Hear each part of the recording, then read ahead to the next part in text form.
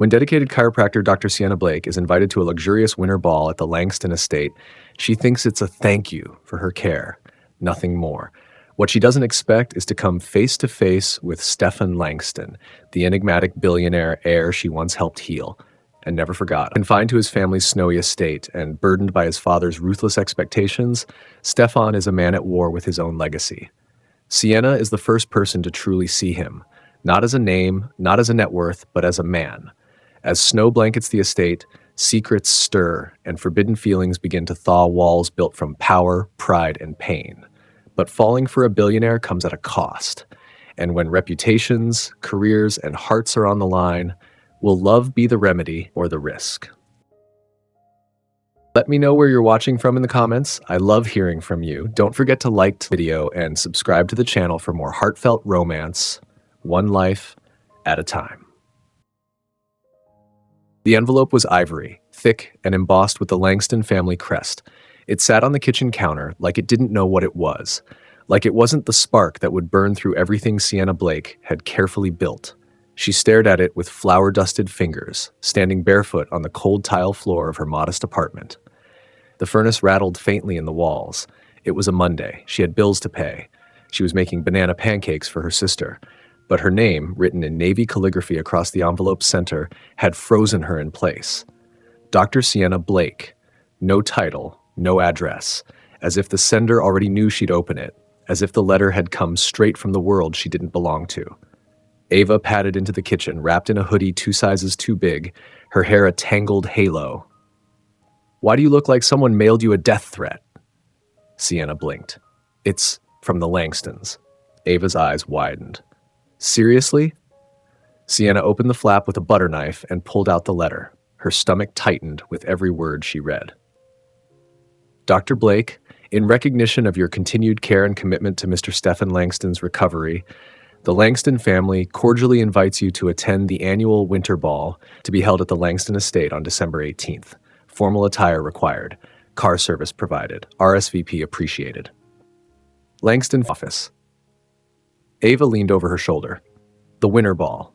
You're officially Cinderella." "I'm officially out of my depth," Sienna muttered, folding the letter slowly, carefully. Her hands trembled. She hadn't seen Stefan in over 2 months, not since he finished his final rehab session and disappeared behind Langston Mansion gates. The man had walked again, stiffly but proudly on the final day. He hadn't said goodbye. Sienna had told herself she was fine with that. Now this? "You have to go," Ava insisted. "Seriously, when else will you get to crash a billionaire party and wear something that doesn't smell like eucalyptus oil?" Sienna gave a weak laugh. It's not a party for me. It's an obligation. A branding event. Stefan's recovery was a PR opportunity. This is them cashing in. Still." Ava's tone softened. "You worked your butt off for that man. You deserve to be there, even if it's just for the champagne and chandeliers." Sienna looked at her little sister, the flushed cheeks, the cough she tried to hide, the exhaustion behind her smile. Ava was everything she worked for, everything she sacrificed for. Sienna had taken this job to keep Ava in their apartment, to afford her medications, to maybe, just maybe, buy them both some kind of future. But going to that ball, it felt like stepping into a room where everything about her would be examined, whispered about, possibly weaponized. She didn't belong among silk gowns and legacy surnames.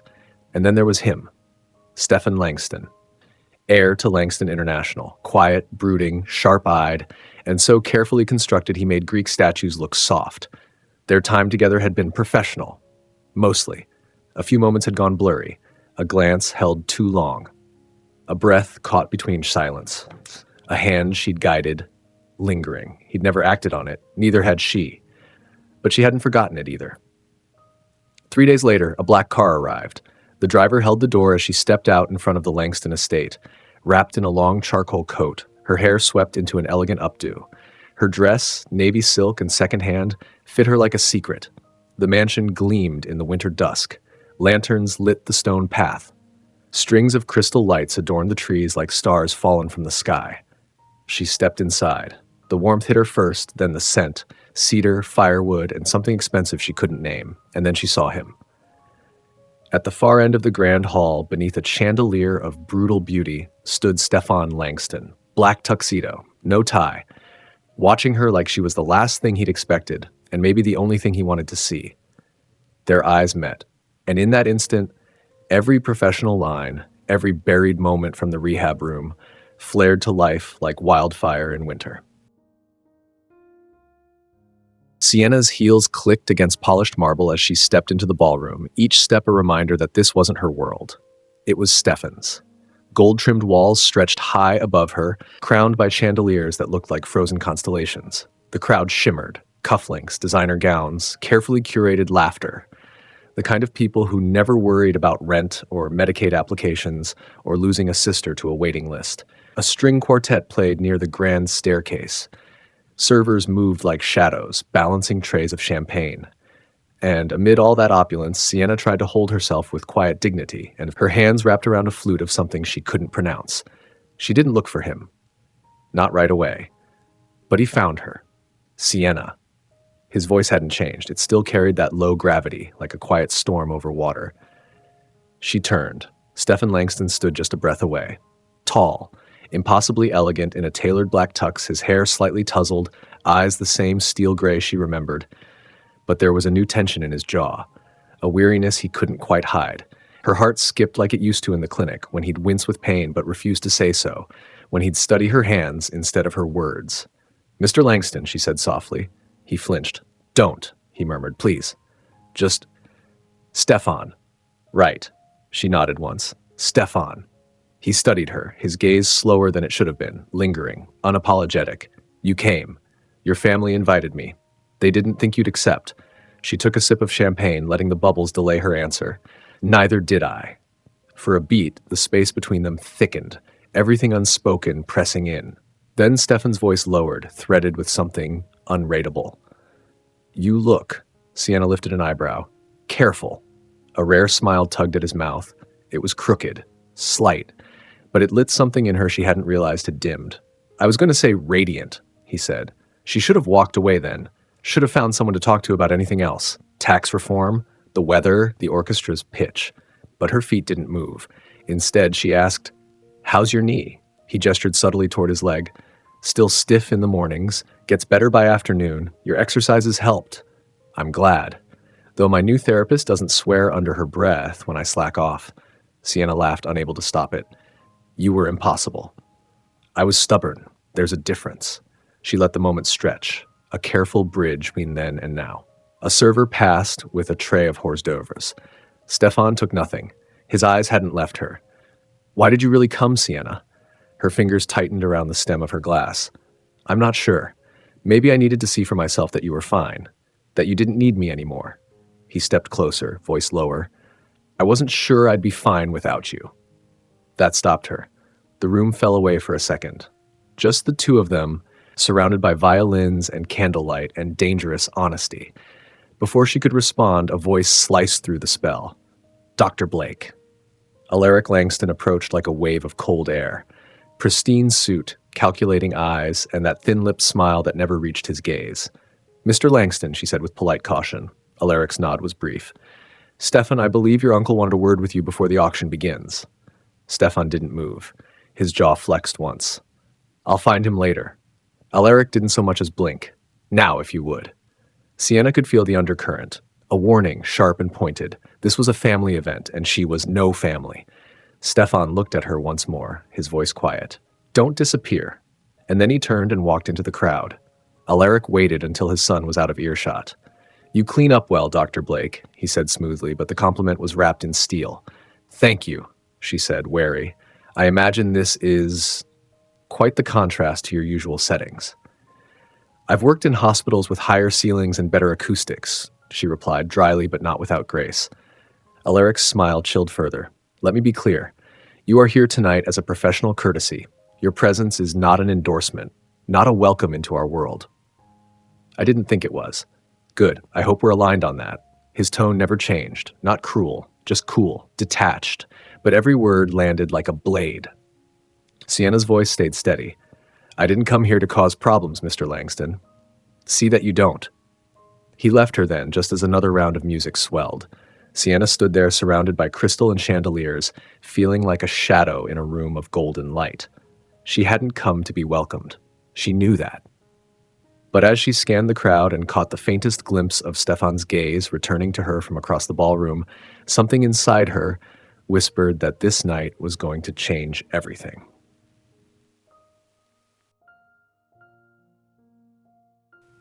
Long before the ball, before tuxedos and chandeliered warnings, there was the clinic. Sienna remembered the first time Stefan Langston walked, or rather, limped, into her exam room like a man being punished for living too fast. Snow had clung to his boots, melting in silent apology across her mat.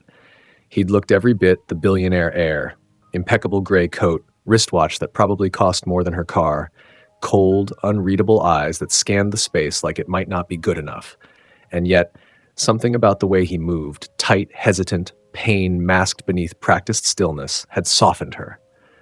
That and the fact that he'd refused assistance at check-in despite clearly needing it. She'd met enough arrogant men in rehab clinics. But there was something about this one that wasn't just arrogance. It was armor. "Mr. Langston," she had said calmly, motioning him toward the padded table. "I'm Dr. Blake. I specialize in post-operative rehabilitation. I've reviewed your case notes." He gave her a look that could freeze rain. "I'm not interested in pity or hand-holding." Sienna blinked. "That's good. I don't offer either." His mouth twitched, just slightly. "Direct." She gestured again. "Table. Please." Stefan moved like a man with a vendetta against his own body, every step stiff, controlled, his left knee refusing to cooperate without resistance. When he finally eased himself down, Sienna picked up his chart. "You tore your ACL and damaged the meniscus in a skiing accident in Gstaad," she said. "Surgery performed 4 weeks ago. Not a clean tear." "Not my cleanest landing," he muttered. Sienna kept her tone neutral. "Your gait's off. Compensation from the right hip. You're still favoring the injured leg more than you should be." "I'm fine." She looked up from the chart and leveled him with a stare. "You're not fine. You're mobile. That's different." For a moment, he said nothing. Just watched her. Then, "How old are you?" "Old enough to fix billionaires who try to walk off ligament tears." That ghost of a smile again. A flicker of something human. "You talk to all your patients like this?" "Only the ones who need to be reminded that money doesn't heal faster than time." Stefan let out a slow breath. "And if I want to accelerate the process, then you'll follow the plan. Exactly. No shortcuts. And you'll need to trust me."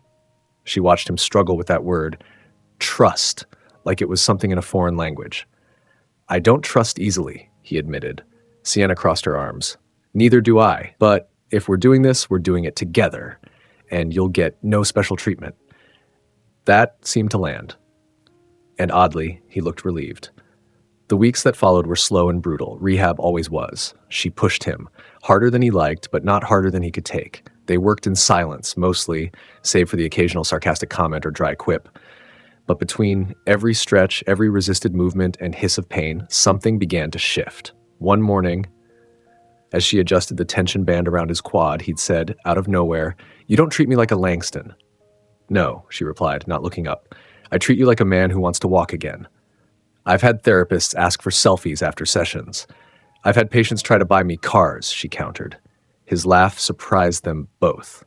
It was quiet, real. It settled between them like warmth in winter. After that, things changed. He listened more, complained less, and he watched her.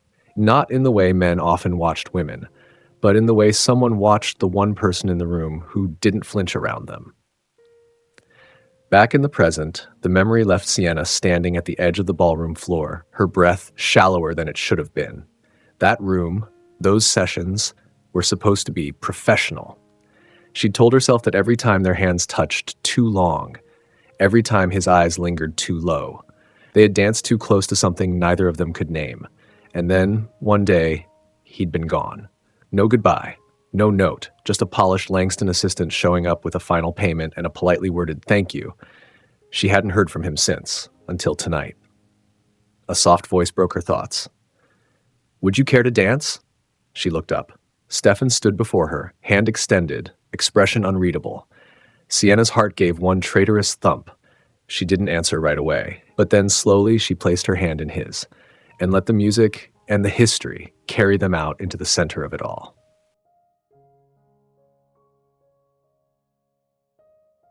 The waltz ended with a swell of strings and a ripple of polite applause. Sienna stepped back from Stefan's hold, still breathless, not from the dance, but from how he'd looked at her the entire time. Like the music had been background noise to something only the two of them could hear. As they walked toward the edge of the ballroom, she caught the shift in his posture before she saw the reason. Alaric Langston.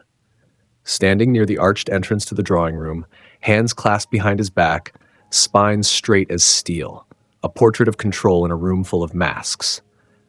"Excuse me," Stefan said, his voice cool. "I'll be back." Sienna nodded, and he disappeared into a knot of suited men.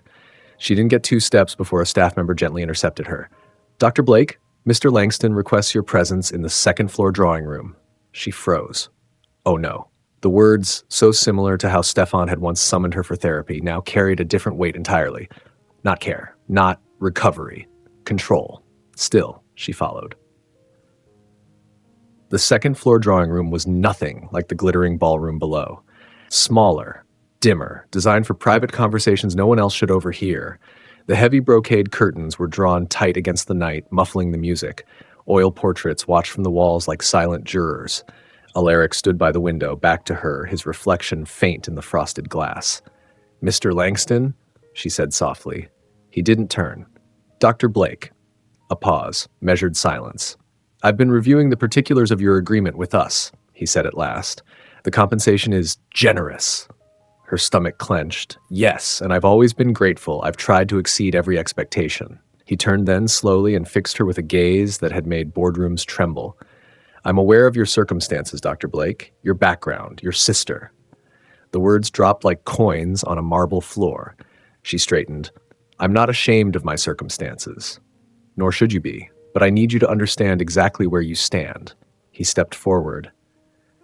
One polished shoe, then another, tapping against the ancient hardwood. "My son has developed an attachment to you, one that could easily be misinterpreted, twisted, and exploited." "I would never. I've seen it before," he cut in smoothly.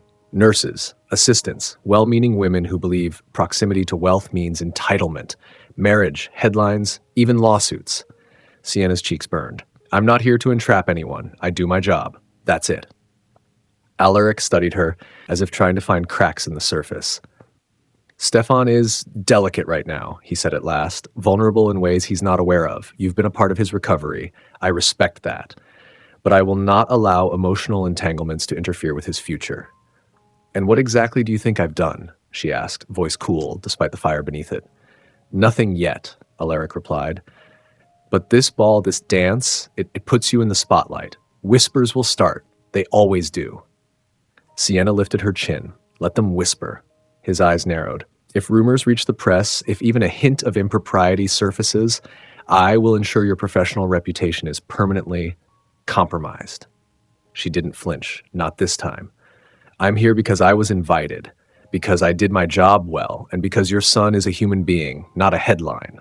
Alaric's lips twitched into something like a smile, but it didn't reach his eyes. "I see why he likes you. You're spirited. I'm not here to be liked." "Good," he said, turning back to the window, "because you won't be." She left the drawing room with her heart pounding and her jaw tight. She hadn't come looking for trouble, but trouble, it seemed, had already decided where it wanted to find her. And his name was Stefan Langston. Sienna found refuge overlooking the ballroom. The hush was a relief after Alaric's calculated threats. Below, the glittering elite still spun in elegant circles. But up here, the cold air pressing through the open French doors was honest, bracing. She leaned on the stone railing, her fingers clutching it harder than she meant to. Her pulse was still racing from the confrontation, but it wasn't fear anymore. It was fury. She should leave. Leave before this night sank deeper into her bones. Sienna. She didn't need to turn. She felt him behind her. "I hoped I'd find you up here," Stefan said, his voice quieter now, less composed. "My father tends to leave bruises, even when he's not aiming for them." She turned, arms crossed. "He thinks I'm a risk to your reputation." He didn't deny it. Instead, he stepped forward slowly, hands in the pockets of his coat. "My reputation can take the hit. It's never been who I am anyway." She searched his face.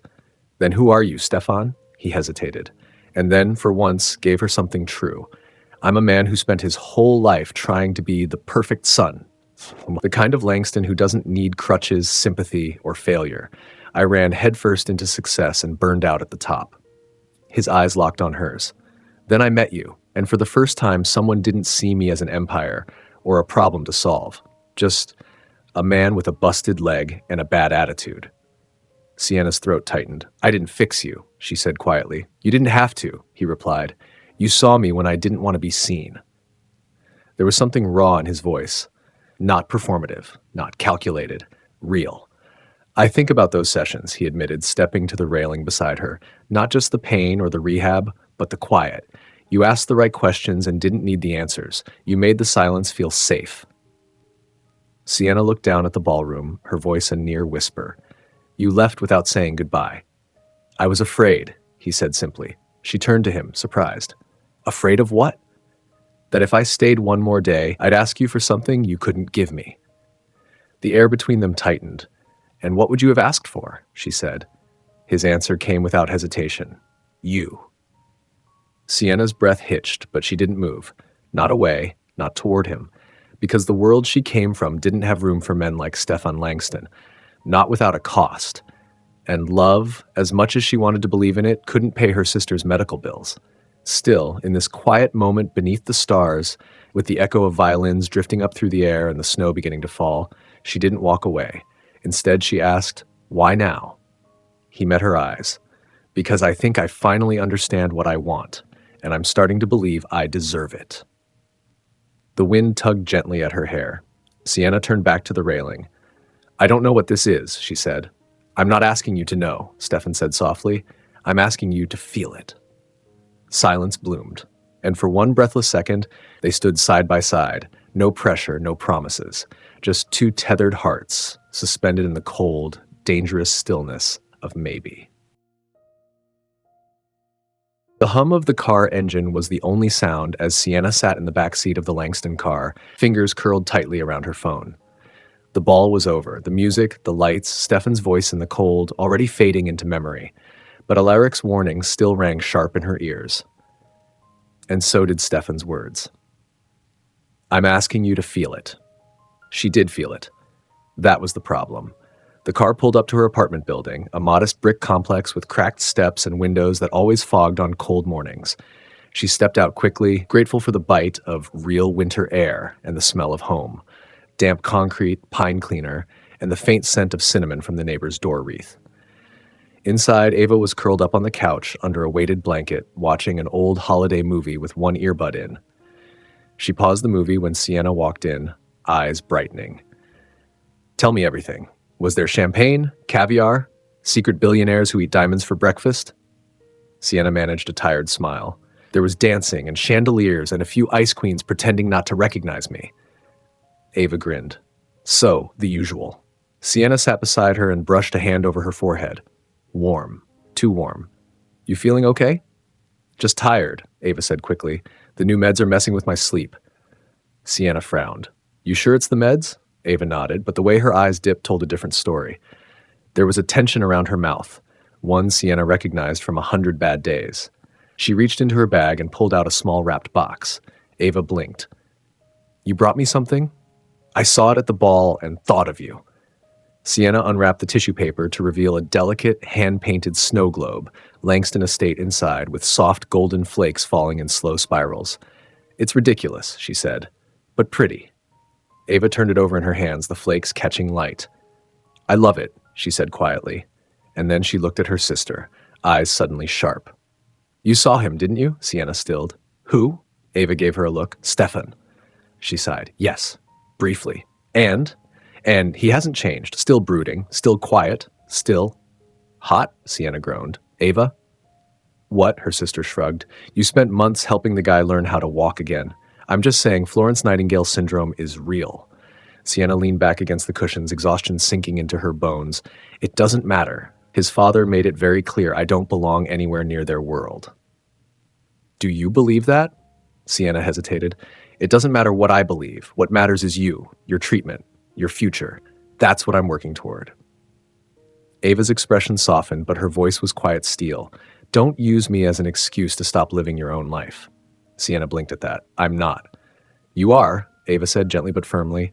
I know I'm a lot. I know it's been hard, but I don't want to be the reason you don't let yourself want something real. Sienna reached out and squeezed her sister's hand. You're not a burden, Ava. You're the reason I'm still standing. A beat of silence passed between them. Then Ava whispered, It's okay to want love, even if it scares you. Sienna looked at her, really looked, and in her little sister's tired but wise eyes, she saw the quiet permission she'd been afraid to claim for herself. That night, as snow began to fall outside their window, and Ava finally drifted to sleep, Sienna stood alone in the kitchen, arms wrapped around herself. She didn't call Stefan. She didn't text him. But she stood there a long time, staring at his name in her phone, the cursor blinking in a blank message box. It started with a voicemail. Dr. Blake, this is Elise from the Langston estate.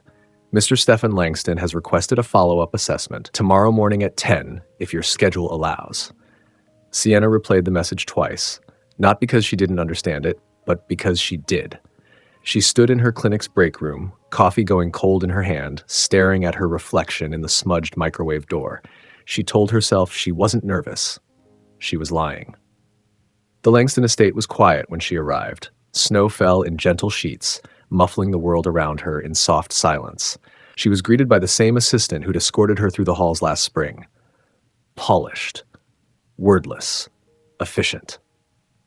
Mr. Langston is in the south atrium, she said.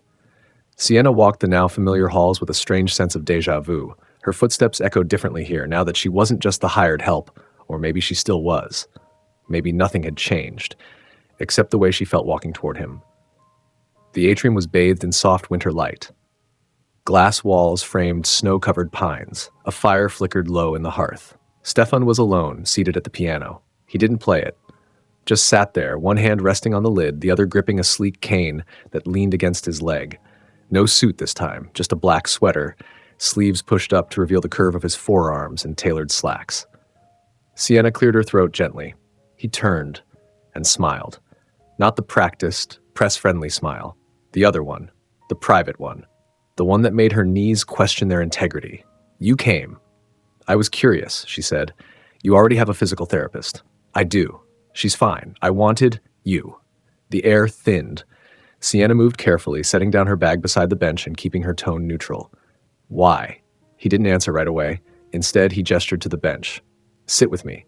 She hesitated, then sat, leaving a respectable 2 feet between them.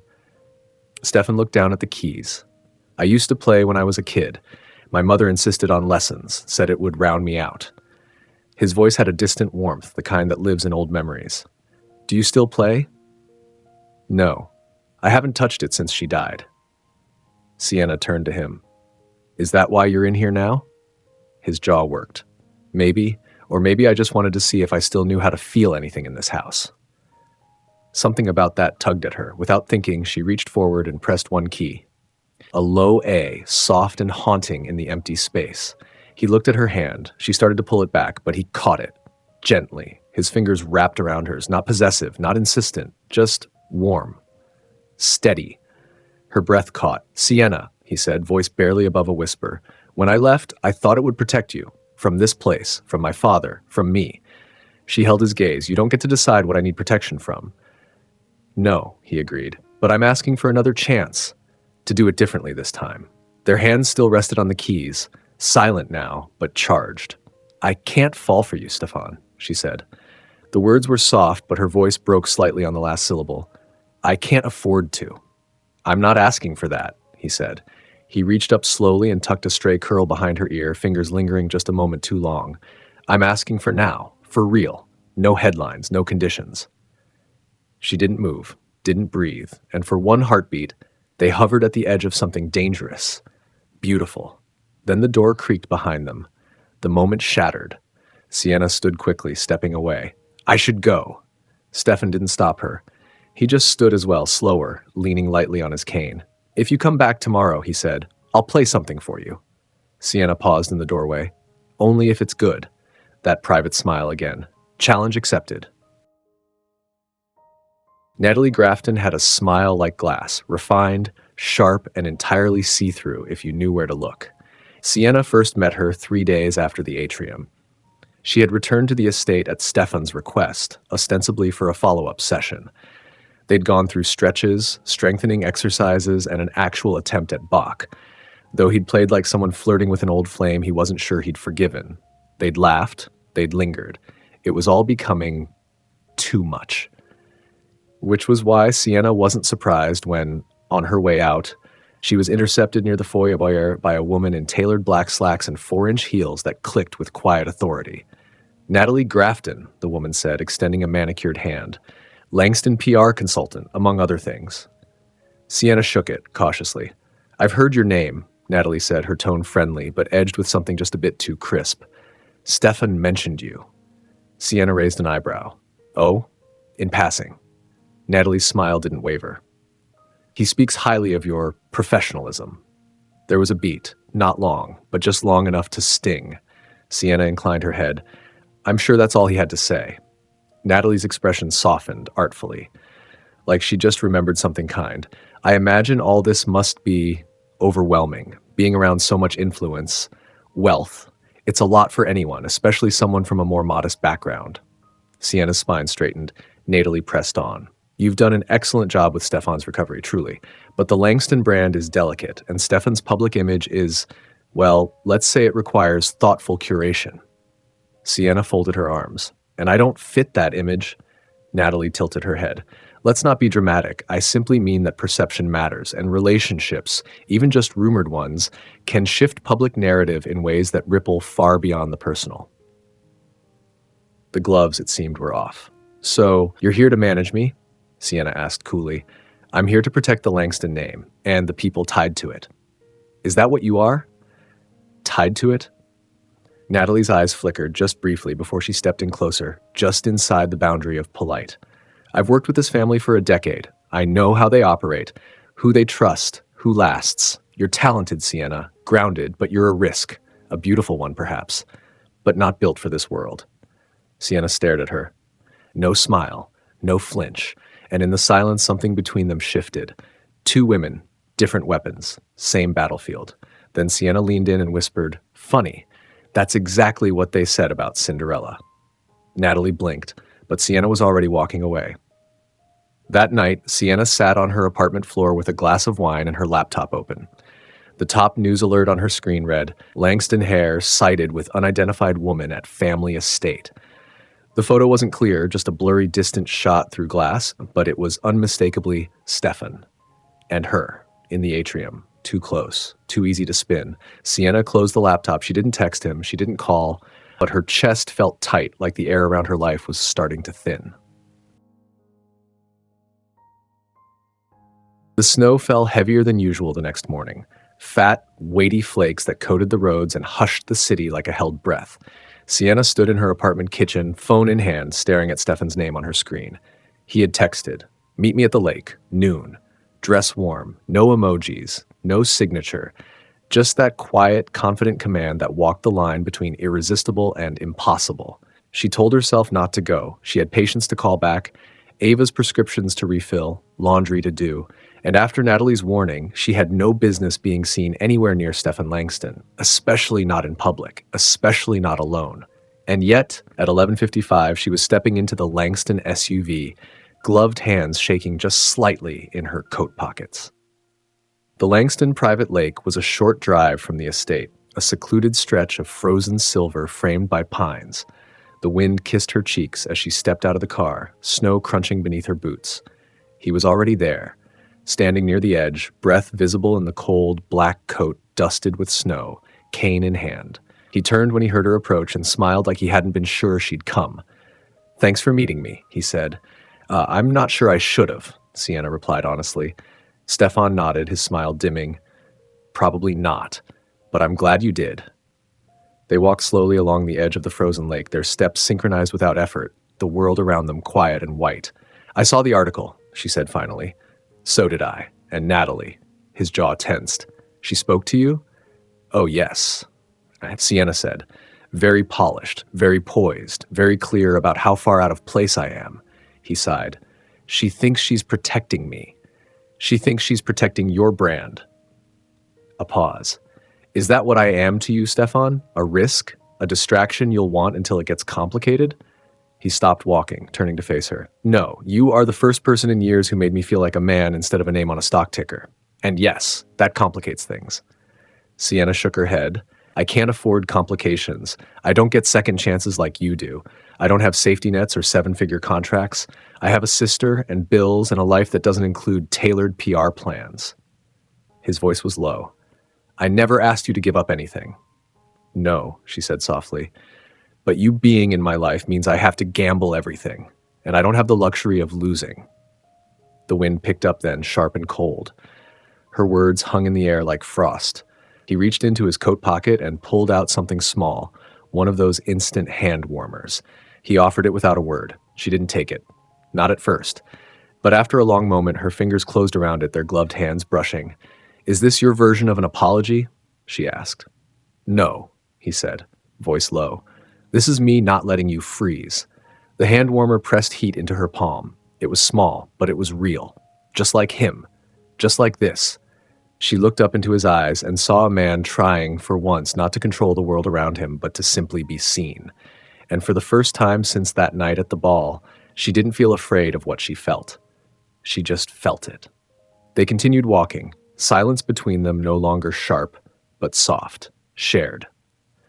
When they returned to the car, he held the door for her and said nothing more. No pressure, no promises, just that same lingering look, the one that said this wasn't over, and that maybe neither of them wanted it to be. The next time Sienna saw Stefan, it wasn't planned.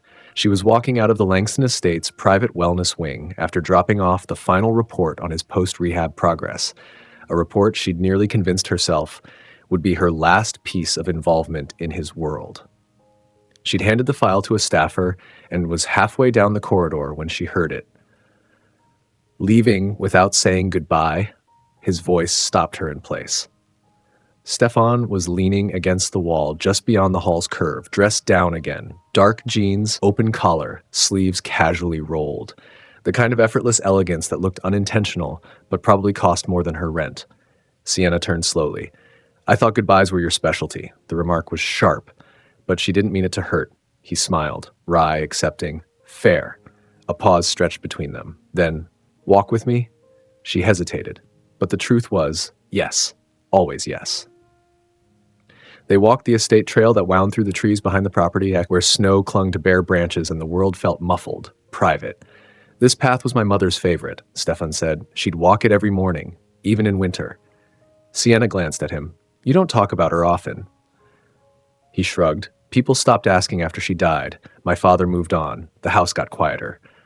There was something deeply sad in his tone, not performative, just hollow. You loved her, she said gently.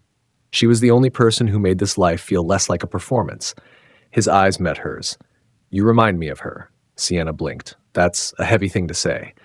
She didn't fake kindness or let people tell her where she belonged. He paused. She had a quiet kind of strength, the same kind you carry in your voice when you tell me no. Sienna stopped walking. So did he. They were alone. Just snow and pine and quiet breath.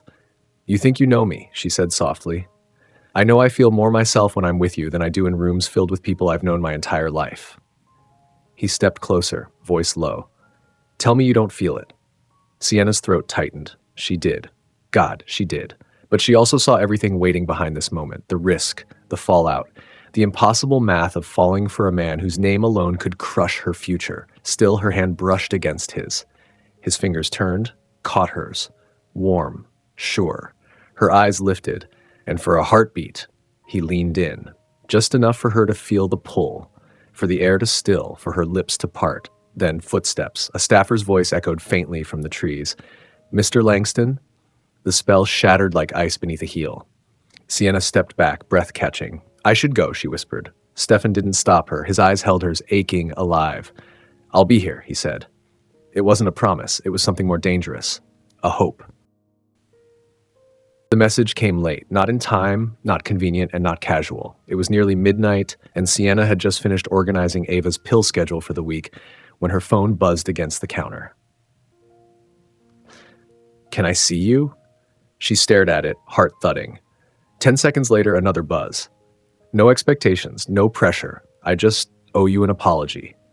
That part at least was true. The almost kiss had been a mistake, not because it hadn't felt real, but because it had, and she wasn't ready to pay the price for something that dangerous. She set the phone down, trying to ignore the way her heart seemed to throb in her throat. She should have turned off the lights, gone to bed. Instead, her fingers moved with a will of their own. I'm not coming to the estate. Too many eyes. Then I'll come to you. She hesitated. 1 hour, that's it. I'll be outside in 30 minutes. It felt strange opening her apartment door to Stefan Langston, her tiny hallway cramped with snow boots and a hanging coat rack missing 2 hooks. The overhead light buzzed faintly and the heater wheezed in the corner. And yet, there he was. Tall, rumpled, snow-dusted, holding a bag of takeout and a bottle of wine. No security? She asked, one brow raised. He smirked. I ditched them. Scandalous, I know. You're lucky you didn't get mugged. I had Crab Rangoon to protect me. She almost smiled. They stood there for a second longer than necessary, neither quite moving. Then she stepped aside. Don't make yourself comfortable. No promises. They sat at her tiny kitchen table. The wine was good, too good for this side of the city, and the takeout containers filled the small space with the scent of sesame oil and heat. They ate quietly at first, neither sure how to begin. But eventually Stefan leaned back, drink in hand, eyes on her with an honesty that made her spine straighten. I need to say this clearly, he began. I crossed a line. You almost kissed me, she said, folding a napkin tightly between her fingers. That's not a crime. No, he said, but it's not fair, not to you. She studied him. Because of your father? Because of what you stand to lose, he said softly. I've spent my whole life in damage control, watching people turn affection into leverage. I told myself I was different, that I could handle this, but I didn't think about what you would have to handle. He leaned forward. And I should have. Sienna didn't speak right away. The part of her that had been waiting for the apology wanted to savor it. But another part, an older, more guarded part, wasn't ready to exhale. Why are you really here, Stefan? She asked. Why risk sneaking away, sneaking in? His voice was quiet. Because I miss you, and not just what we had at the clinic. I miss you, your honesty, your fire, the way you don't treat me like I'm a brand or a burden. He stood then, moved around the table, and crouched beside her chair. She didn't pull away. I'm not asking for a decision. I'm not asking for anything tonight, he said. I just need you to know you're not alone in this. She looked down at him, at the man whose name filled headlines, whose fortune turned empires, whose touch, though he hadn't touched her, set her entire body humming. Her fingers drifted toward his, brushing lightly. You're making it really hard to forget about you, she whispered. He looked up at her, gaze steady. Good, they didn't kiss, but the air between them crackled as if they had. And when he finally left, quietly, respectfully, with one last glance at her door before disappearing into the night, Sienna stood in the hallway long after it closed, hand on the frame, heart not just open, but melting. Sienna didn't see it coming. 1 minute she was walking out of her afternoon clinic session, coat slung over one arm, earbuds in, Ava's latest lab results loaded on her phone. The next, a sleek black car pulled to the curb beside her. The tinted window rolled down. Dr. Blake came the unmistakable voice of Alaric Langston. She stopped cold. Mr. Langston, get in. It wasn't a request. The interior of the car smelled like leather, cold steel, and control. Alaric sat on the far side, his posture immaculate, his expression unreadable. A man who didn't sit in cars, he commanded them. Sienna buckled her seatbelt and said nothing. I'd prefer we speak without distractions, he said. You'll be 5 minutes late to your next appointment. I've accounted for it. How considerate, she said flatly. He didn't smile. My son was at your apartment last night. Sienna's fingers tightened in her lap. That's none of your business, she said carefully. Everything involving Stefan is my business, Alaric replied. Especially when it begins to affect how the world sees him. Us. The Langston name is built on legacy, not entanglement. She turned to face him. Entanglement? Is that what this is to you? I've seen it before, Alaric said, tone crisp as glass. A woman with a good heart, a hard life, and a sick sibling. It makes a compelling story, one the press would devour if there's even the suggestion of impropriety. Her throat tightened, but her voice stayed steady. I haven't asked Stefan for anything. Not a dollar. Not a favor. No, Alaric said, but you've become a liability, Dr. Blake, one I can't afford. He reached into the breast pocket of his coat and pulled out an envelope thinner than the one that had invited her to the winter ball. He handed it to her. She didn't take it. What's that? A severance package. Quiet, respectful, generous enough to make your exit uncomplicated. And if I don't accept it? Alaric's gaze turned from cold to glacial. Then I'll do what I've done many times before. You'll find funding for your clinic mysteriously rescinded, your certifications questioned, opportunities dry up, quietly, permanently. Her heart pounded. Not with fear, but fury. You're threatening me because your son feels something real and it terrifies you. I'm managing a risk, Alaric said. No, she said, voice low and sharp. You're trying to control a man who's finally starting to think for himself. He leaned in just slightly. Be careful, Dr. Blake. There are lines you don't get to cross, no matter how noble your intentions. She took the envelope now, not as surrender, but as evidence, as a declaration. I'm not afraid of you, she said. You should be. The door unlocked. Sienna stepped out onto the sidewalk without looking back. She stood there for a long moment, envelope in hand, watching the car disappear into traffic. Then, slowly, she tore the envelope in half and let the pieces fall into the snow. It started with a nosebleed, nothing dramatic, just a sudden trail of red on Ava's textbook and the soft, stunned whisper that followed. Sienna? Sienna looked up from the kitchen sink, a sponge in one hand, the weight of 1,000 other tasks pressing on her. She dropped the sponge the moment she saw Ava's pale face and shaking fingers. Hey, it's okay, she said, rushing over with a dish towel. But it wasn't. Not when Ava blinked slowly, swayed forward, and collapsed onto the floor. The ambulance lights painted the walls of their apartment in urgent red and white. The EMTs asked calm questions while Sienna knelt beside her sister, her voice barely holding together.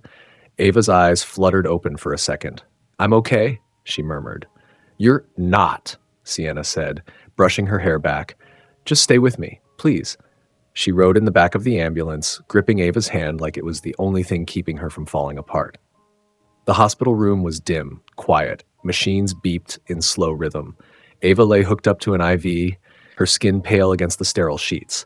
The doctor had said it was likely a reaction to a recent medication change. Her white cell count was low. They needed to run more tests. Sienna sat beside her, elbows on her knees, trying to hold herself still. Her phone buzzed in her coat pocket. She ignored it. Then it buzzed again. She stared at the screen. How does he always know when I'm about to break? 10 minutes later, he was there.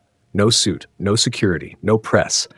Just a man walking into a hospital room carrying 2 coffees and a look in his eyes that Sienna hadn't seen since the day he took his first steps without crutches. He paused at the door, taking it all in. Ava asleep. The machines. The exhaustion painted across Sienna's face. And then he crossed the room without a word, handing her the coffee like it was a lifeline. I didn't know what you liked, he said, so I got black. She took it with shaking hands. Thank you. He sat in the chair beside her, silence settling like snowfall. After a while, he spoke. What can I do? Sienna shook her head. Just be here. That's enough. Ava stirred, eyes fluttering open. Her gaze landed on Stefan. A faint, sleepy smile curved her lips. You're taller in person, she said weakly. He grinned. That's what everyone says. Ava looked at Sienna. You didn't tell me he was real. I didn't think he'd show up. I did, Ava murmured. You matter to him. And then she drifted back to sleep. Sienna looked down, overwhelmed. Stefan reached for her hand, not quickly, not confidently, just enough to let her know he was willing if she needed him.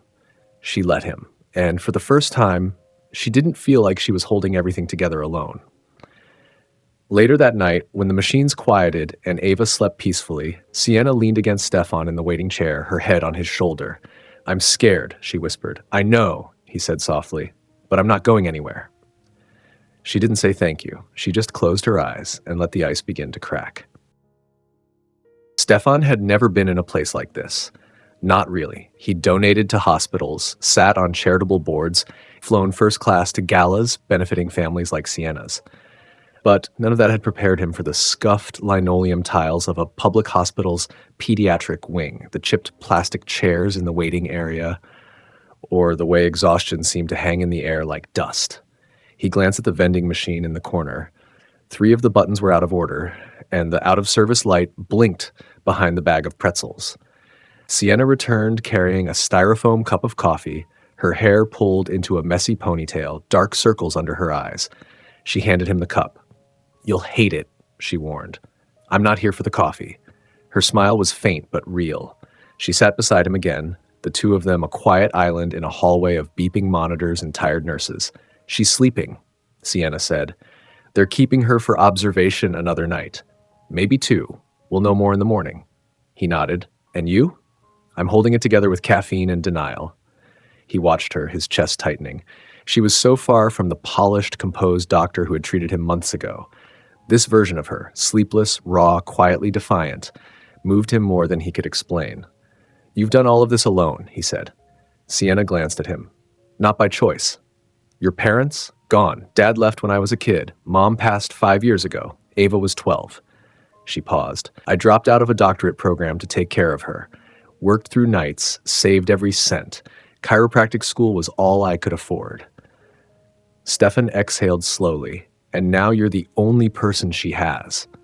"She's the only thing that matters," Sienna said, then looked away. "That's why I can't afford to want things that don't fit, things that could disappear." He didn't answer right away, just studied the curve of her shoulder, the way her hand curled around her paper cup like it was something fragile. "I get it," he said finally. "I've never had to fight for survival, not like you, but I've fought to be seen, to not be consumed by everything the Langston name expects of me. You build this image to keep the world out and then realize it's locked you in." Her eyes softened. "That's the first thing you've said tonight that sounds lonely." "It is," he admitted. She looked at him then, really looked, and for the first time the vast space between their lives didn't feel like a chasm. It felt like a bridge, trembling under the weight of possibility. "You don't have to fix this," she said gently. "Just being here is enough." He nodded. "I want to see where you live," he said. Sienna blinked. "Why?" "Because I want to understand the world you come from, the one you never let anyone into." She hesitated. Then she reached into her purse and pulled out her keys, pressed them into his palm. "Building 4A, 3rd floor. If you're serious, go." An hour later, Stefan stood inside her apartment. It was small, lived in, cozy in a way his world never was. Books stacked by the window, a broken toaster oven, a picture of Sienna and Ava taped to the fridge, both of them smiling in front of a scrappy Christmas tree lit by dollar store lights. He walked through slowly, taking in every detail. The mismatched throw pillows, the pair of fleece slippers under the couch, a lavender-scented candle, an old guitar missing a string. It smelled like cinnamon and eucalyptus. It smelled like her. And suddenly, Stefan realized this wasn't a life beneath him. It was a life he wanted to be part of. It was the first time they weren't hiding, not behind clinic doors, not beneath chandeliers, not between veiled threats and expectations whispered in halls of privilege. Just a cabin, tucked into the tree-lined hills 2 hours outside the city, where Stefan had quietly arranged a weekend retreat after Ava's condition stabilized, and Sienna, exhausted and raw, had agreed to 48 hours of silence, snow, and space. He'd said, "No phones, no media, no titles, just 2 people figuring out if there's more to this than tension and timing." She'd stared at him, then whispered, "One night, if I feel caged, I walk." Now the fire cracked in the hearth as the sun dipped behind pine-draped ridges. Sienna stood in the kitchen, sleeves pushed to her elbows, barefoot on the wooden floors, stirring a pot of something that smelled like memory, garlic, thyme, comfort. Stefan entered quietly behind her, holding 2 mugs of cocoa. "You cook," he said, like it surprised him. She smirked over her shoulder. "You wear flannel. Touché." He handed her a mug, and their fingers brushed, just barely. The kind of contact that said, "We're not pretending this doesn't matter anymore." They sat at the table as the snow started again outside, white against glass. No reporters, no boardroom vultures, no Natalie, just them. "So this is what you do when you're not defying billionaires and saving sisters?" he asked. "Pretty much," she said. "Laundry, budget spreadsheets, keeping the heater from quitting on us. It's glamorous." He tilted his head. "It's real." "And that's enough for you?" she asked, not looking up. "I grew up in a palace and never felt like it was mine." He paused. This feels like something I can breathe in. They ate quietly, comfortably, the rhythm between them no longer full of tension, but tentative ease. After dinner, they moved to the couch. Sienna tucked her legs under her, a blanket around her shoulders. Stefan took the spot beside her, their sides just brushing. He didn't lean in. He didn't press. She appreciated that, but it made her want him even more. I don't do this, she said softly. Take breaks, let people in. I know, and I'm still scared. I am too. She looked at him then, really looked. No wealth, no legacy, just a man tired of being seen through a filter of power, wanting to be seen simply as Stefan. She reached for his hand under the blanket, their fingers intertwined like it had always been inevitable. Ask me something, she said. Anything, she nodded. He studied her, thought for a moment. Then, what do you dream about when there's no one to impress and no one to save? Sienna blinked. The question hit harder than it should have. Some days, she said, voice barely above a whisper, it's just getting Ava through the week. Others, it's a clinic I can run on my terms, with warmth, dignity, a place where healing isn't tied to insurance codes or income brackets. She looked down, embarrassed. It's not much. It's everything, Stefan said. A long silence passed between them. Not awkward, sacred. Then she asked, what about you? He looked out the window, the snow catching in his reflection. I dream about being allowed to be small, to not be the product or the promise, just a man in the woods with someone who doesn't expect him to fix the world. He turned back to her. You're the only one I can see in that dream. Sienna's breath caught. She didn't respond. She didn't need to, because in the quiet that followed, her head found its way to his shoulder. And for the first time since this all began, they didn't feel like two worlds colliding. They felt like one story. It was after midnight when Sienna finally spoke. The fire had burned down to warm embers. The cocoa had long gone cold on the coffee table. Outside, the snow continued to fall, whisper soft against the windows. Stefan had dozed lightly, head tilted back, but opened his eyes the moment Sienna shifted beside him on the couch. She sat curled into herself, the blanket wrapped around her shoulders like armor, her hands fidgeting in her lap. I lied to you once, she said quietly, not looking at him. Stefan straightened. When? At the clinic. You asked me why I became a chiropractor. I told you it was because I liked working with athletes. Well, that I liked the science of healing. He nodded slowly. That didn't sound like a lie. It wasn't the whole truth, she admitted. It was what I thought you wanted to hear. She turned toward him then, her eyes dark and bare in the soft firelight. The truth is, I went into chiropractic because I couldn't afford medical school. Not with Ava to take care of. I chose the fastest, most affordable path that would still let me help people. I wanted to be a doctor, but I needed to be a sister first. Stefan said nothing, because what could he say to that kind of sacrifice? I've spent years pretending I'm okay with where I landed, she went on, that this was enough, but it kills me sometimes, knowing what I could have done if life hadn't demanded something else. She took a shaky breath, and I hate that I feel guilty for wanting more. Stefan reached for her hand. Don't, he said, his voice quiet but sure. Don't apologize for being honest about your dreams or your limits. They make you more, not less. Sienna looked at him then. Her eyes searched his face as if she wasn't sure how much of herself she was allowed to give. And then she asked, what about you? What haven't you told me? Stefan's hand stilled, and then he laughed, bitter, low, more exhale than amusement. I lied too, he said. Sienna waited. I told you I was fine with never taking over Langston International, that I didn't care about the company, that I was relieved my father had other plans. She frowned. You're not? I am, but I'm also angry, because I was never given a chance to want it on my terms. He looked into the fire. My father built an empire and handed me a legacy shaped like a cage. Every decision I make is scrutinized, every move prepackaged, and the moment I stepped off the path he laid for me, I became a liability. Sienna's heart ached at the quiet grief in his voice. I've spent most of my life being shaped into something someone else needed, he said. You're the first person who ever asked what I wanted to be. She leaned closer. So what do you want, Stefan? He didn't answer right away. Then gently, like it scared him, he said, I want something that's mine. Unbranded, unbought, unperformed. His gaze found hers. I want you.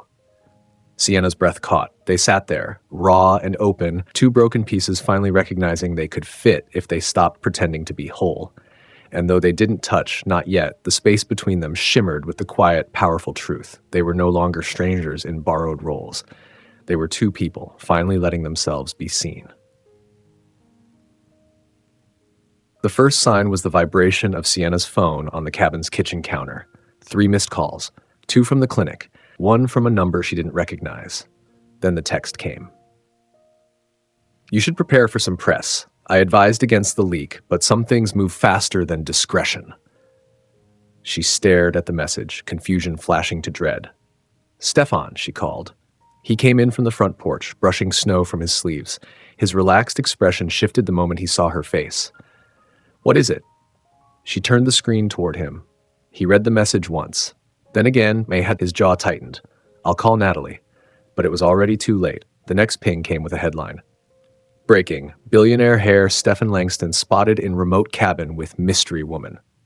Exclusive photos inside. The article was already live. Paparazzi shots, grainy invasive, snapped through trees, partially blurred but unmistakable. Him. Her. A fireplace-lit silhouette, a shared coffee mug. A moment of laughter on the porch, Sienna's hair windblown and free.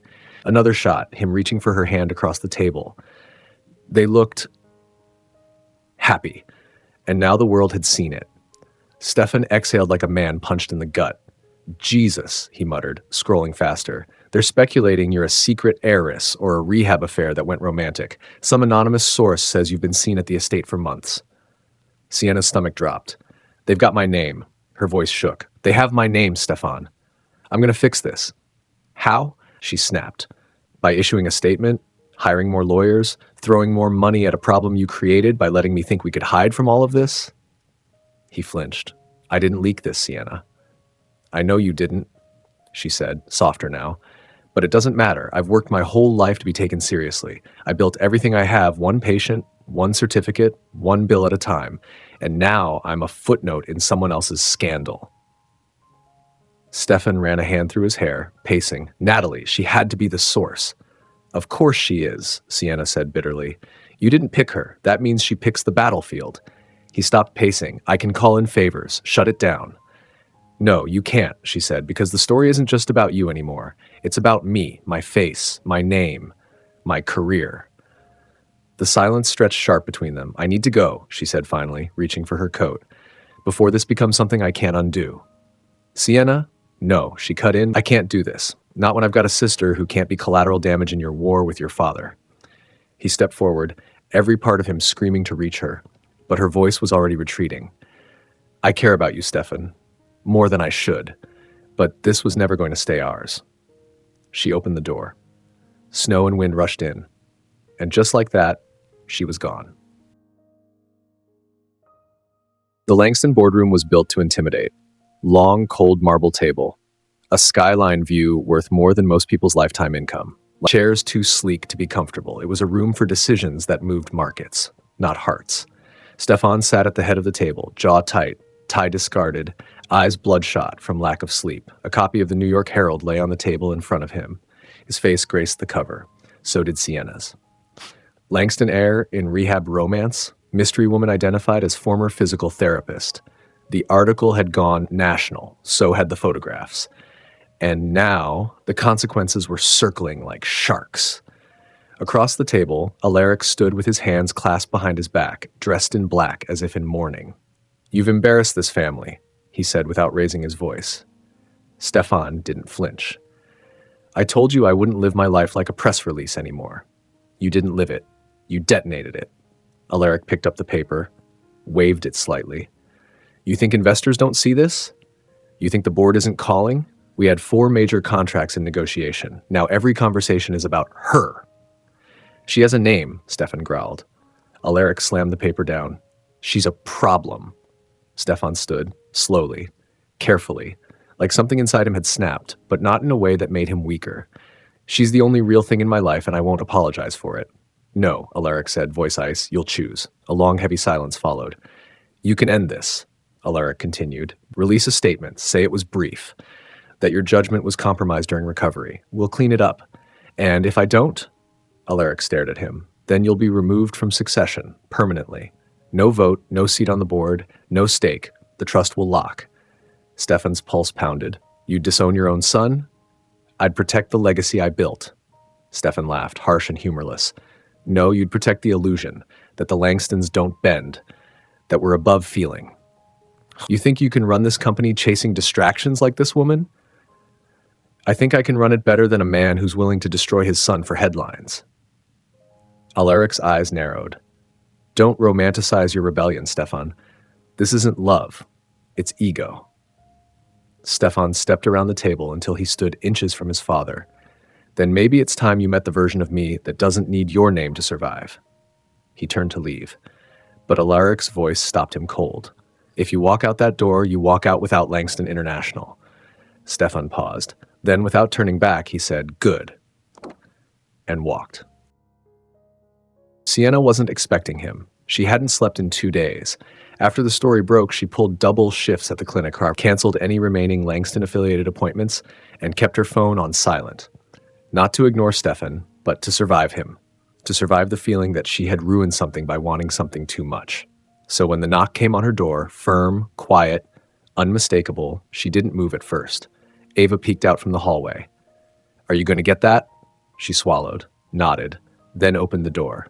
Stefan stood there, no coat, no driver, no protection. Just him, wet from the rain, holding an envelope in one hand and a breath in the other. I walked, he said. You what? I needed time to think and time to decide. Her heart hammered in her chest. Decide what? He stepped inside without asking. Sienna didn't stop him. I went to the board meeting, he said.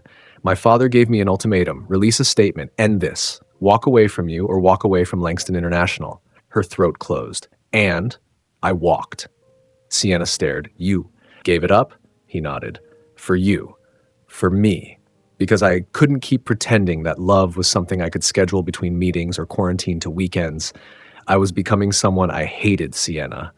And you're the only person who ever looked at me like I was worth more than my father's name. Tears pricked her eyes before she could stop them. I didn't ask you to do that, she whispered. I know, but I couldn't ask you to keep paying the price for my silence. He held out the envelope. I'm not coming to you with promises, just a plan. One I built without the Langston legacy, without his approval. A proposal for a new startup, rehabilitation and recovery centers built with dignity. It's inspired by you. And Ava. Sienna took it with shaking hands. Why me? She asked. Why not someone easier? Someone from your world? Because when you touch my life, it doesn't feel edited. It feels real.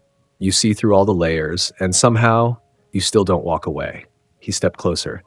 I love you, Sienna. I don't know where this goes, but I want to find out. Not in secret, not in shame, and not from behind a press release. Her breath shuddered. You gave up everything. No, he said, gently cupping her cheek. I chose everything. She stood frozen, heart thundering, chest rising with every broken breath. Then Ava's voice broke the silence from the hallway. For God's sake, Sienna, kiss him already. Sienna laughed through the tears, and then she did. She kissed him like she meant it, like it cost something, like it mattered. Because it did. Because he did.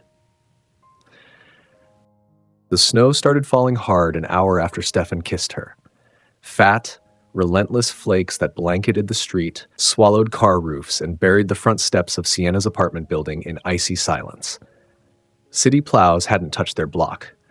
The power flickered once, then steadied. Ava had already gone to bed, tired, warm, and smugly satisfied that she'd pushed her sister into a long-overdue kiss. Sienna stood by the window, arms folded over a throw blanket, watching the snow swirl in the streetlights.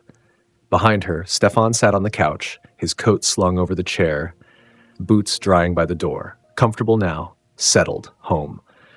You're officially snowed in, she said, glancing back. He smiled. I've been in worse places. She rolled her eyes, but her lips curved. You're not staying on the couch, she said. It folds out, but the springs bite. I've survived worse. Spoken like a man who's never had a roommate and ate his childhood cereal in bowls made of fine crystal. Excuse me, Stefan said, mock offended. They were baccarat. She laughed, soft and free. Then the quiet settled between them again. He stood and walked toward her slowly, his gaze unreadable but warm. You sure? He asked. No pressure, Just the question. She nodded. I don't want to keep pretending I don't feel this. Even if it changes everything, it already has. They didn't rush. It wasn't heat or impulse that moved them, but the slow, breathtaking gravity of trust built brick by careful brick. In her bedroom, later they lay tangled in her too small bed, the storm outside hushing the world to sleep. Stefan's fingers traced slow, lazy circles on her shoulder. Sienna rested against him, heart finally quiet. I should be scared, she murmured, but you're not? She looked up at him, eyes soft. Not anymore. Stefan pressed a kiss to her temple. Then maybe we're finally somewhere worth staying. Outside, the snow piled high, sealing them in, just for tonight. But inside her chest, something far more fragile had begun to thaw, and this time she wasn't going to fight it. The morning after felt quiet, not the peaceful kind. No, this silence had edges. Sienna woke first, blinking into the low gray light streaming through her blinds. Her room still smelled faintly of Stefan's cologne, and the warmth where he'd slept beside her still lingered beneath the sheets. For a few blissful seconds, she let herself lie still, tucked into the memory of last night. Then her phone buzzed, and buzzed again, and again. The screen lit up with a flood of missed calls and messages, from coworkers, from Ava's school, from an unknown number that made her stomach drop. She sat up quickly, heart pounding. Stefan stirred beside her, squinting against the light. What time is it? He asked, voice still heavy with sleep. Sienna didn't answer. She was already unlocking her phone. A new headline greeted her. Langston Heir's secret romance exposed, love nest confirmed. Sources say Stefan Langston walked away from his father's empire for a woman from the wrong side of the city. Underneath was a photo. Not a blurry snapshot, but a high-definition image clearly taken last night of Stefan arriving at her building in the snow, a courier bag slung over one shoulder, and a look on his face like he'd already decided nothing could stop him. Except now, the whole world had caught up. Stefan sat up behind her. Let me see. She handed him the phone. His jaw tightened as he read. They got the photo, he said. I had a tail. You knew someone was following you? No. He shook his head. But I should have assumed. I walked away from Billions, and Natalie doesn't let the narrative spin without tightening the strings. Sienna pulled the blanket around her shoulders, chest tight. They've named me in full. My clinic's tagged, my personal social accounts. They even found a photo of Ava. Stefan looked up sharply. They what? She's fine. It's just her school photo. But that's not the point, Stefan. She's a kid. And now she's caught in the crossfire of something we couldn't keep quiet. He stood, pacing the room now. I'll fix it. No. Her voice broke, just slightly. This isn't something you can fix with lawyers or PR campaigns. This is my life, my work, my sister's safety. He stopped, turning toward her. You think I don't know that? You think I would have done this if I thought you'd be dragged through hell because of it? Then what was your plan? She asked, rising too, blanket slipping from her shoulders. You walked away from your father, your name, your legacy, and you ran straight into mine without asking if I was ready for that. I didn't come here to ruin you, Sienna, he said, softer now. I came because I love you. Her eyes burned. And I love you, she whispered, but that doesn't mean I know how to survive what loving you costs. A silence fell, thick, aching. Stefan stepped forward, slowly, carefully. I meant it when I said I'm not going anywhere, but I won't hold you here either. If you need space, I need to protect Ava and my work and myself. She looked at him, eyes full. I don't know what that means for us. I'll wait, he said simply, as long as it takes. She stepped forward then, pressing her hand to his chest. I'm not asking you to wait, she whispered. I'm asking you to understand. He nodded once, and then for the first time, he walked out without kissing her goodbye. The waiting room at the clinic was unusually quiet for a Monday morning. Sienna stood at the front desk, explaining to her receptionist how to handle media inquiries, again, while trying to ignore the small camera crew loitering across the street, pretending to be interested in a coffee shop that hadn't opened in a year. Her clinic had become a curiosity. She had become a story. And in the days since Stefan walked out of her apartment, she hadn't heard from him once. Not because he didn't want to, because she had asked him not to, because she needed air, because she needed space. But God, it hurt. She found herself in the break room around 11:30, hands braced on the counter, her breath coming short. It was the third time that morning she'd had to explain that no, she wasn't taking press inquiries. No, she wasn't giving a statement. No, she wasn't Mrs. Langston. Not now, maybe not ever. The door opened behind her. She didn't turn. "I'm not doing interviews," she said. "Not even the polite kind. It's not an interview." Her spine stiffened. She turned slowly. Natalie Grafton stood just inside the room, coat buttoned to the neck, makeup flawless, not a hair out of place. "What are you doing here?" Sienna asked. "Damage control." "For who? Stefan? Or your own PR portfolio?" Natalie's mouth curved in a smile that was all surface. "You know, I used to be impressed by you." Sienna folded her arms. "That makes one of us. I thought you might be the first woman to walk away before it all burned down around her," Natalie continued. "But now, you're still here, still fighting. And that's what makes you dangerous." Sienna didn't blink. "You came here to threaten me again?" "I came to tell you that the board isn't done with Stefan, that there are consequences for people who make the Langston brand look unstable." Sienna laughed softly, bitterly. "You think I'm the one making him unstable? You think I want any of this?" Natalie stepped closer. "He gave up everything. For you. That kind of man either burns bright or burns out, but either way, you're the one standing closest to the fire." Sienna's jaw clenched, and in that moment, she knew what she had to do. Not for Natalie, for Stefan, for herself. That evening, she sent the email. She wrote it plainly, professionally. No lingering words, no emotional confessions. "To Stefan Langston, I'm resigning from all future care or involvement in Langston Medical Services or business affiliates. I'm grateful for our time together. I hope you find what you're looking for. Sienna." She stared at the cursor blinking at the bottom of the message. Then she hit send. And just like that, it was done. She felt something crack, not loudly, but deeply. And for the first time in her life, Sienna wasn't sure whether love meant staying or letting go. The studio lights were too warm, too sharp. Stefan adjusted his collar beneath the slate gray suit jacket. Langston branded, though he'd resigned weeks ago. He didn't wear the tie. Let them notice, let them speculate. The anchor across from him was polished, all perfect posture and carefully rehearsed empathy. "We appreciate you agreeing to speak with us today, Mr. Langston," she began. "There's been a great deal of speculation." "Yes," Stefan said plainly, "and most of it has been wrong." The camera light turned red, live. "Let's talk about the woman at the center of the story," the anchor said. "Dr. Sienna Blake, do you want to clarify the nature of your relationship?" Stefan leaned forward. He could have deflected. He could have pivoted. He didn't.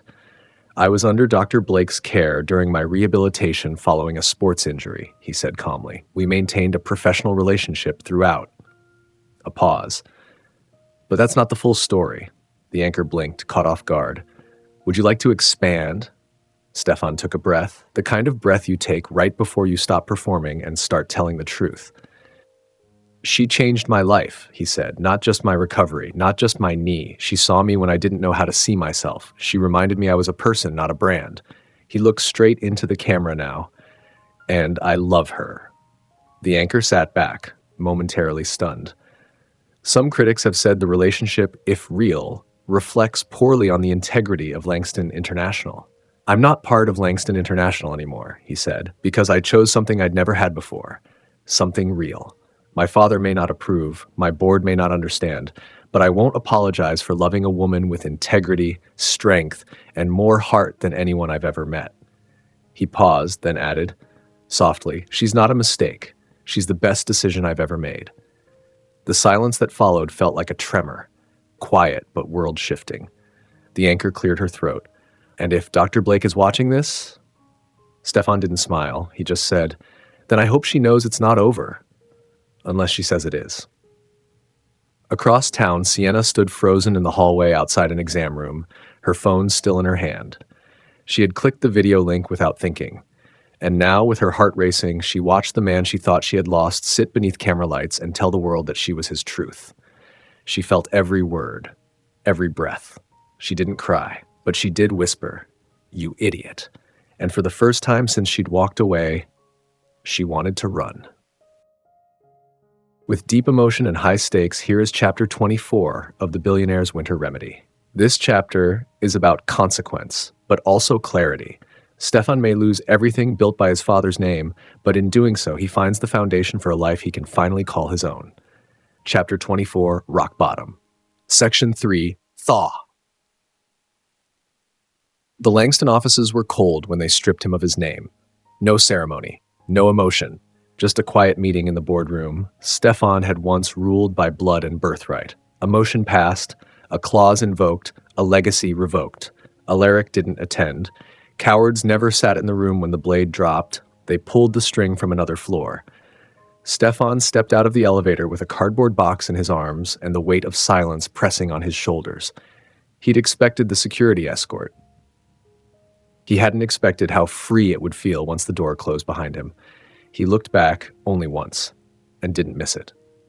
The next morning, he woke up in a loft overlooking the Hudson, leased in his own name under no trust, with no built-in staff or board-approved furnishings, just a mattress on the floor, 2 mugs in the kitchen, and a laptop. It wasn't defeat beginning.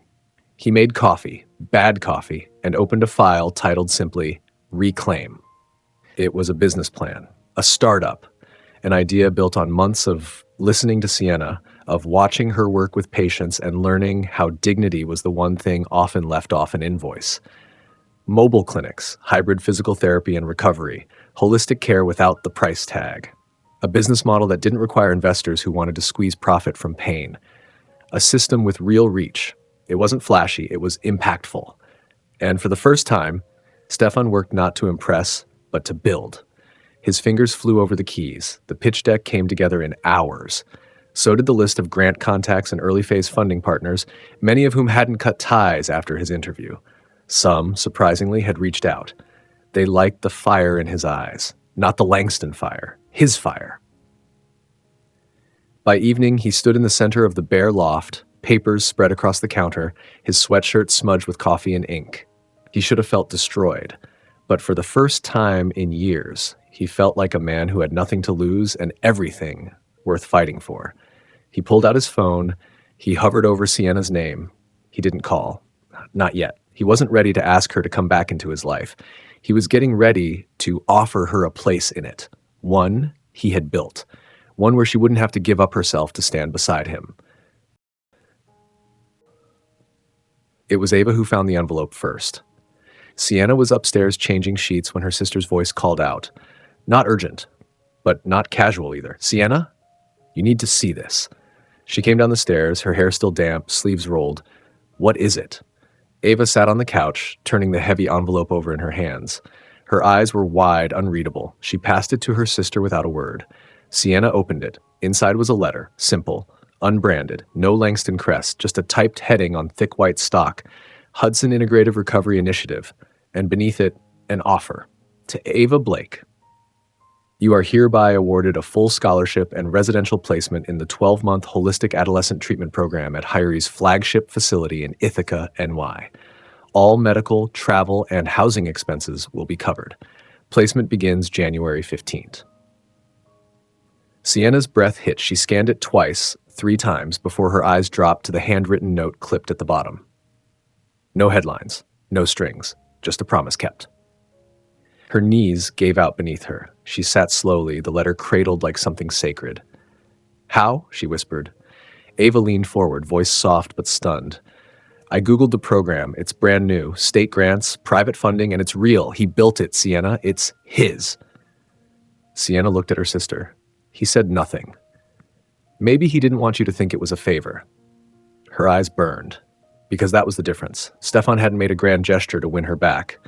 He'd changed the world around her without asking for anything in return. He'd done it quietly, respectfully, with intention, and without ego. That night, Sienna walked alone to the clinic. It was closed, quiet. The snow outside muffled the street. She stood in the center of the therapy room, the space where she'd first taught Stefan to trust his body again, and remembered every moment, every hard stare, every strained breath, every unspoken word. Now the silence felt full, not empty. She pulled out her phone, and for the first time in days, she didn't hesitate. You didn't have to do that, but you did. So here's my answer. I'm ready to come home if you still want me. The reply came fast. I never wanted anything more. and beneath it, "Come to the winter ball." Sienna stared at the words, smiling through a fresh set of tears, not because he'd invited her, but because this time she would arrive on her own terms. Icicles shimmered from the wrought iron gates like frozen chandeliers, strings of warm white lights arched across snow-laced hedges, and the walk leading up to the grand hall glowed with lanterns that flickered like golden stars. But Sienna wasn't thinking about any of that. She was thinking about the silence in the car as it pulled to a stop, about the steady rise and fall of her breath, about the weight of her own heartbeat, and the fact that, for the first time in her life, she wasn't afraid of what it meant to want. She stepped out slowly. This time, no one was waiting to usher her inside. No assistant with a clipboard. No handler. Just the sound of string music pouring from the ballroom and the distant hum of laughter as the world moved on the other side of grand doors. She walked in alone, not unnoticed, but undeterred. Inside, the winter ball was in full swing. 100 bodies dressed in silk and diamonds spun across the marble floor, and champagne flutes glittered in the chandelier's light, and the Langston elite smiled in ways that were far more calculated than kind. Heads turned. Whispers followed. There she is. She came back. He gave it all up for her.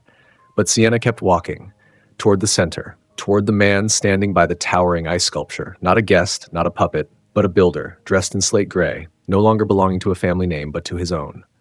Stefan turned and smiled. But this wasn't the smile of a man relieved. It was the smile of a man who'd known she would come.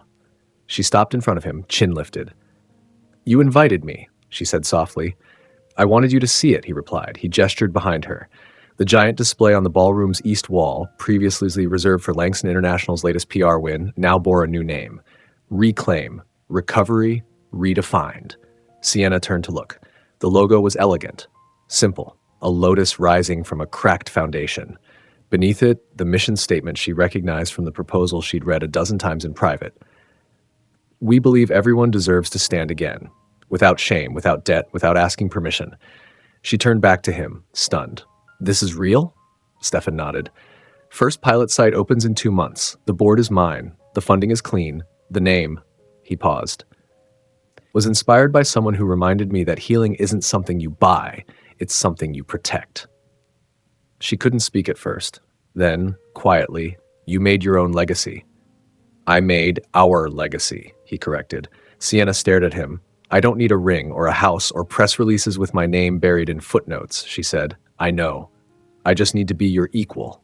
He stepped forward. "You always were." She smiled, and this time when he offered his hand, she took it, not with hesitation, but with certainty, because whatever world this was, they'd built it together. The music changed. It was subtle, something softer, slower.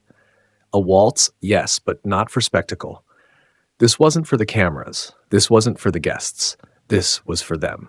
Sienna looked up at Stefan, the chandeliers casting a golden halo over his dark hair, his gray eyes fixed on her like she was the only thing anchoring him to the room. "I never liked this room," he said, voice low, intimate. "Why? Too many mirrors, too many people watching. Everything always felt like performance." Sienna glanced around at the grand marble space, at the polished crowd who now, oddly, stood back and gave them room. They weren't whispering anymore, because there was nothing left to whisper about. "Feels different now," she said. "Because you're in it," he replied. Then he reached for her. No fanfare, no introduction, just 2 hands joining in the center of a ballroom that had once tried to shrink her and failed. He pulled her gently toward him. She placed one hand on his shoulder, the other in his. Their movements natural, their rhythm sure. Sienna didn't think about how many eyes were on them. She didn't think about Natalie or Alaric or the stories that might still be written.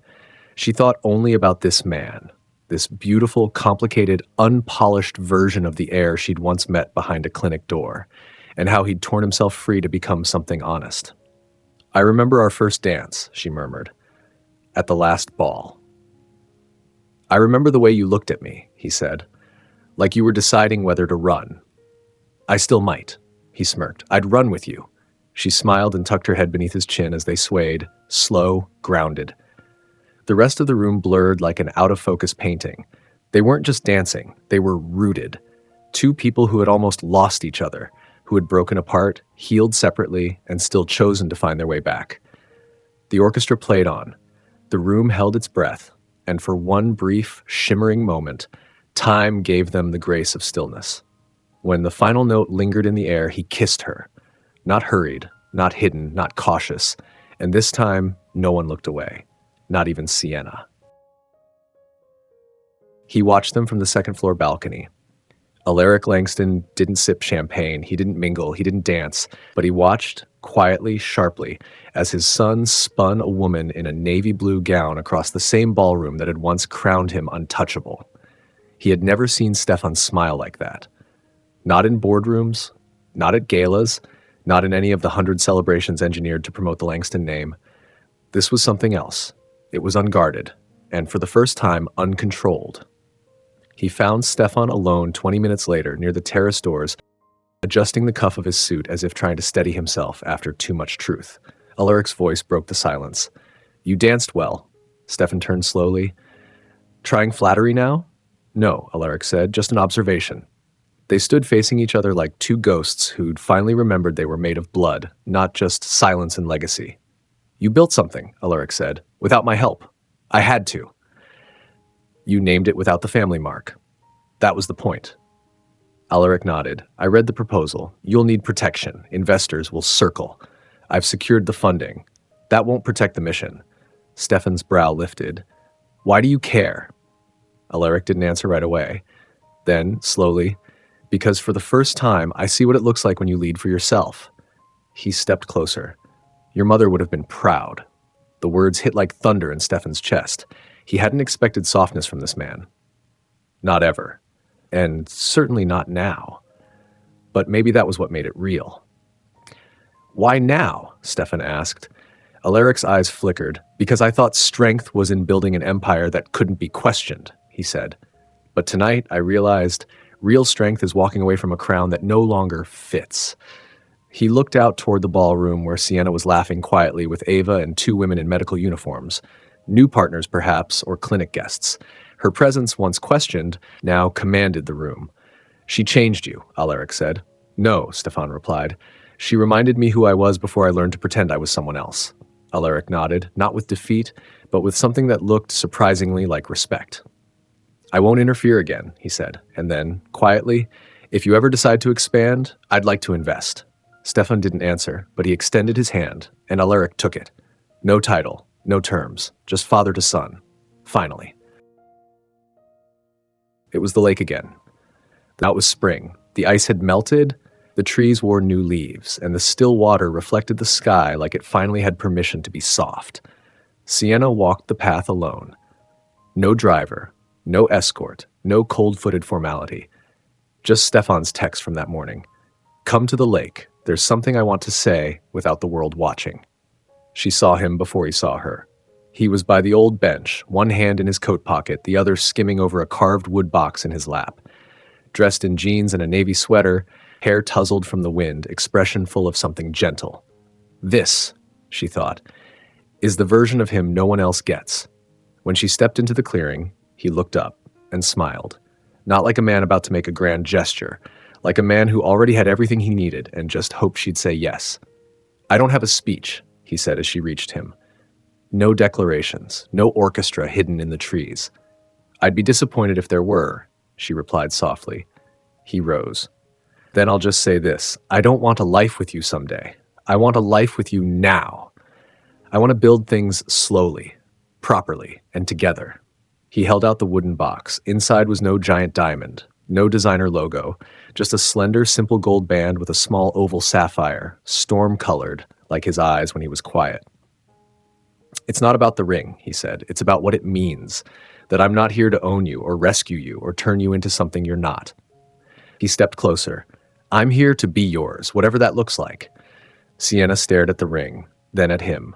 Then she reached for the box, closed it gently, and slid it back into his hand. His face flickered, hurt just briefly, until she reached for his other hand. "I don't need the ring right now," she whispered. "But I'll take you, every imperfect, beautiful, stubborn piece of you." He laughed, quiet and breathless. "Is that a yes?" "It's a start," she said. Good, he whispered, pulling her into his arms. Because I don't want a fairy tale, Sienna. I want a life. She leaned up and kissed him, softly, deeply, completely. No performance, no audience, just them, at the lake, where everything had changed, where everything was beginning. The upstate air was crisp but bright, touched with the scent of early spring and freshly turned soil, the kind of morning that felt like permission to begin again. The first reclaim center stood proudly on a stretch of land that had once been a vacant lot, now filled with purpose. It wasn't flashy.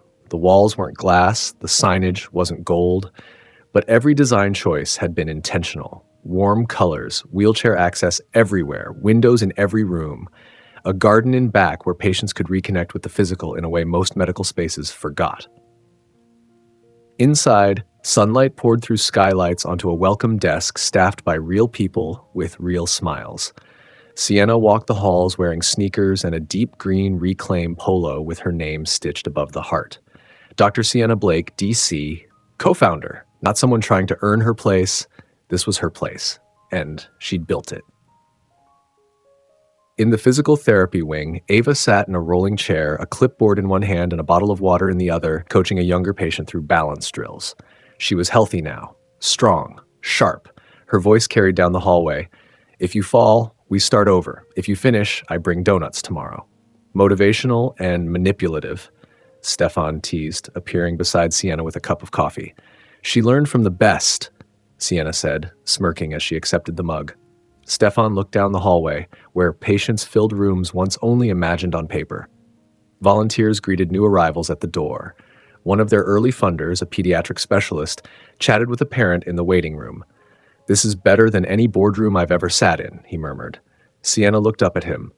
Because this one belongs to you. No, he said, kissing the top of her head. Us! That afternoon, they stood outside as the new staff gathered under the pergola behind the clinic, where the garden bloomed in wild but beautiful patches. A plaque stood by the stone path. It was simple, like everything else they'd chosen to build, in honor of second chances, and the people brave enough to take them. Later, after the speeches, after the ribbon cutting, after Ava made a joke about how she was technically still unpaid labor, Sienna and Stefan wandered the edge of the property hand in hand. The wind lifted the scent of lavender from the flower beds. They stopped beneath the tree Stefan had planted last spring. Sienna leaned against him, content. Do you miss it? She asked. The Langston name? He shook his head. I don't miss being part of something that was never mine. I only wish I'd left sooner. I'd have found you faster. She looked up at him. You didn't find me. We built this together.